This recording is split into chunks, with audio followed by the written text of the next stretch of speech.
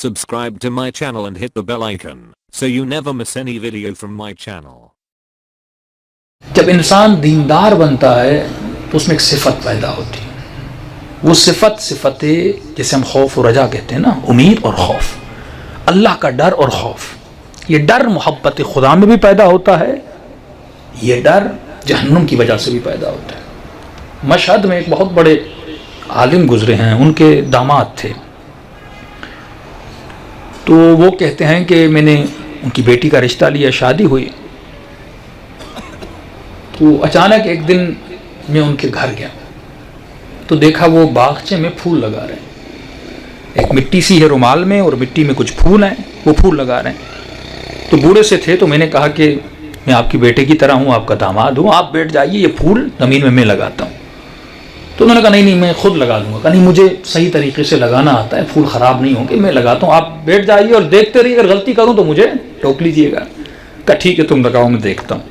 कहते जब वो फूल मैंने उस मिट्टी से निकाल कर और घर की मिट्टी में डाला तो इन्होंने कहा देखो फूल को सही तरीके से झाड़ना, इस पे जो मिट्टी लगी हुई इसकी जड़ों में उसको सही तरीके से झाड़ना। मैंने क़िबला, फूल को जब मिट्टी में लगाया जाता है तो उसकी जो नरम मिट्टी है गीली, वो फूल पे होनी चाहिए ताकि वो सही तरीके से बढ़ सके। आप कह रहे हैं मैं मिट्टी उतार दूं? कहाँ, मैं कह रहा हूँ इसकी मसलहतें उतार दूं। कहते मैंने फिर मिट्टी उस रुमाल में झाड़ी और फूल को ज़मीन में रखा। उन्होंने कहा रुमाल को बांध के दीवार पर रख दो।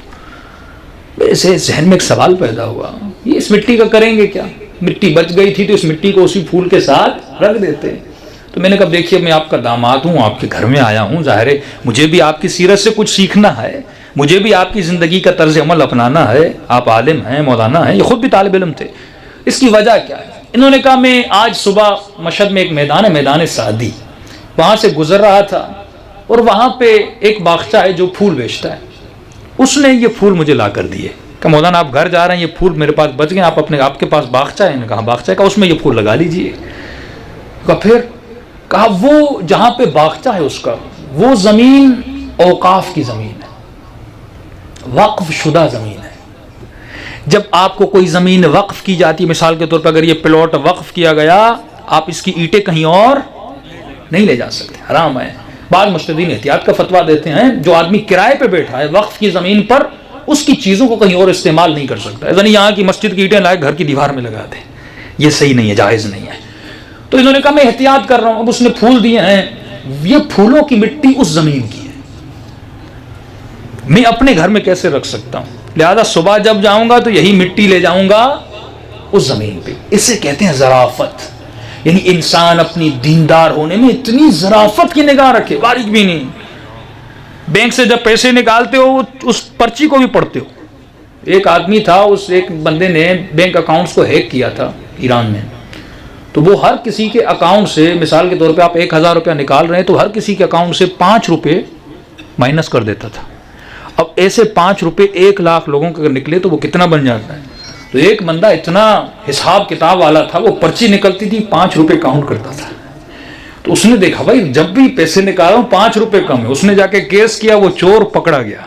जब अपने दुनिया के मामलात में इतनी बारीक भी नहीं रखते हो तो दीन के मामलात में क्यों नहीं रखते?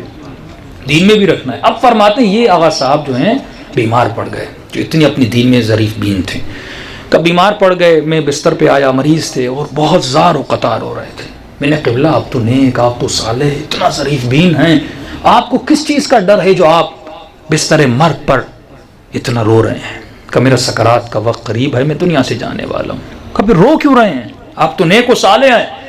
इन्होंने कहा रो इसलिए रहा हूँ कि मेरे ऊपर बहुत बड़ा कर्जा है, वो कर्ज मैंने अदा नहीं किया, अब मुझे डर है मेरा कर्ज अदा कौन करेगा?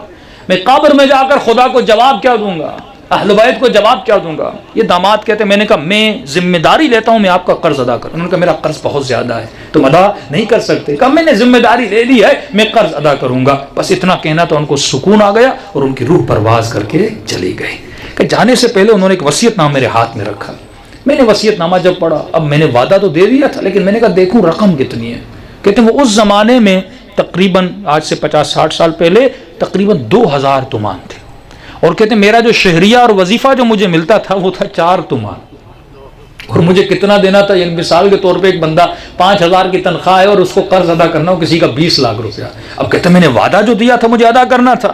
کہتا میں نے جیسے کیسے کر کے کام کرتا تھا، پڑھتا بھی تھا، لیکن اپنے سسر کا سارا قرضہ میں نے کیا کر دیا؟ ادا کر دیا.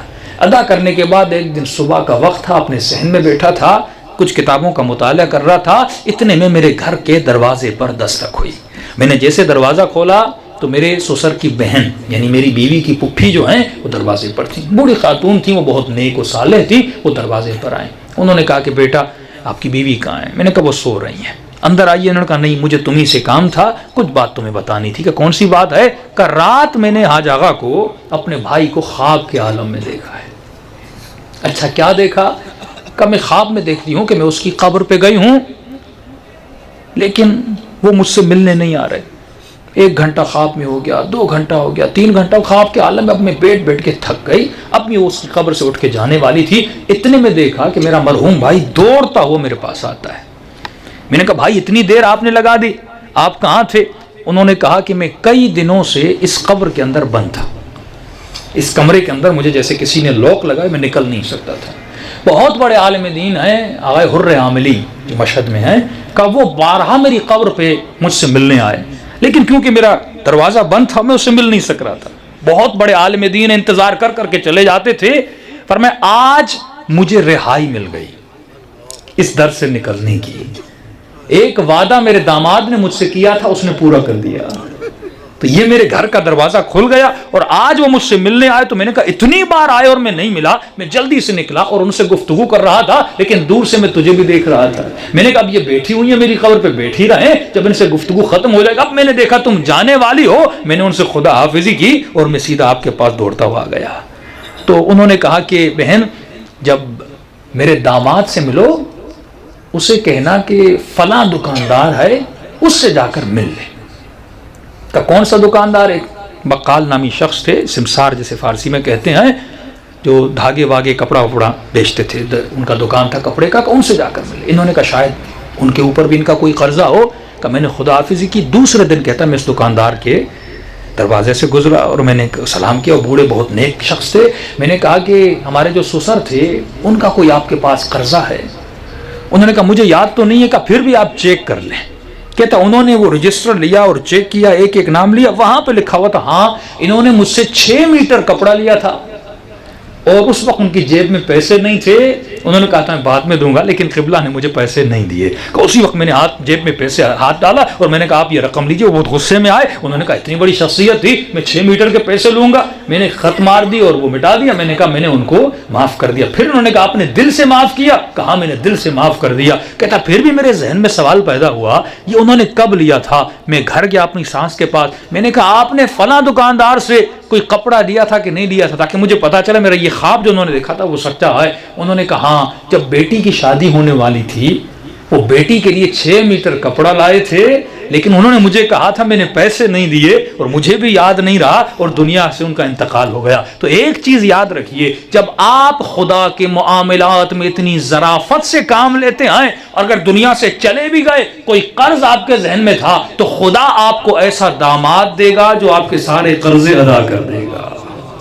یہ نعمت الہی ہے. بہت سارے لوگ مر جاتے ہیں، کوئی قرض ادا کرنے والا نہیں ہوتا، لیکن جب آپ دین خدا میں محتاط رہتے ہیں، خدا خواب میں آنے کی اجازت بھی دیتا ہے. خدا ایسے وسیلے فراہم کرتا ہے تاکہ آپ کے جانے کے بعد آپ کی قضا نمازیں بھی پڑھے، آپ کے جانے کے بعد آپ کا قرضہ ادا بھی ہو جائے. لیکن یہ کب ہوگا؟ جب مومن کے دل میں ایمان پیدا ہو جائے، جب وہ دین میں ظریف دین بن جائے.